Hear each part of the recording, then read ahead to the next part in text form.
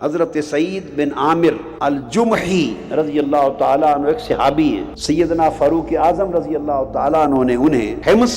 اور حلب کا گورنر مقرر کیا۔ بعد میں سیدنا فاروق اعظم رضی اللہ تعالیٰ عنہ خلیفۃ المسلمین اس علاقے میں دورے پر گئے، عوام کو جمع کیا اور پوچھا کہ میرے گورنر کے خلاف کوئی شکایت ہو تو بتاؤ۔ عوام جمع ہو گئے، انہوں نے شکایت کی، امیر المومنین ہمیں 4 شکایتیں ہیں گورنر سے۔ پہلی شکایت تو یہ ہے کہ یہ صبح سویرے نہیں آتا، آدھا دن چڑھ جاتا ہے تو تب باہر نکلتا ہے۔ دوسری شکایت یہ ہے کہ کسی کی ہم میں سے رات کو حاجت ہو تو رات کو ہمیں اٹینڈ نہیں کرتا۔ تیسری شکایت یہ ہے کہ مہینے میں ایک دن اس نے ایسا رکھا ہوا ہے کہ اس دن میں بالکل عوام سے ملتا ہی نہیں، 29 دن ملتا ہے، اگر اس ایک دن کوئی کام پڑے تو نہیں ملتا۔ اور چوتھی شکایت یہ ہے کہ کبھی کبھی بیٹھے بیٹھے بے ہوش ہو جاتا ہے، یہ مریض بھی ہے۔ سیدنا فاروق اعظم رضی اللہ تعالیٰ عنہ نے گورنر کو طلب کیا اور فرمایا کہ 4 شکایتیں لوگ کرتے ہیں، اس کا جواب دو۔ سعید بن عامر کہنے لگے یہ 4 وہ باتیں ہیں کہ میں کبھی ظاہر نہ کرتا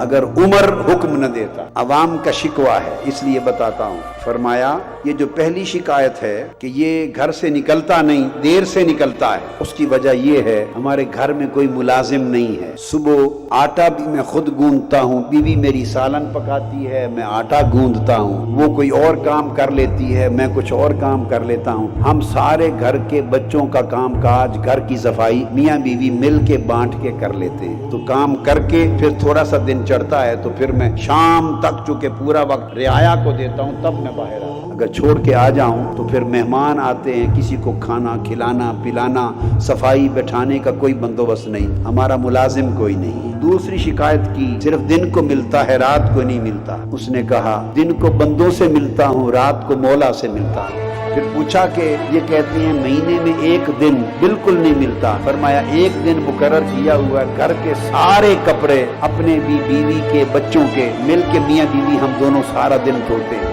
فرمایا یہ کہتے ہیں کبھی کبھی بے ہوش ہو جاتا ہے۔ چوتھی شکایت انہوں نے کہا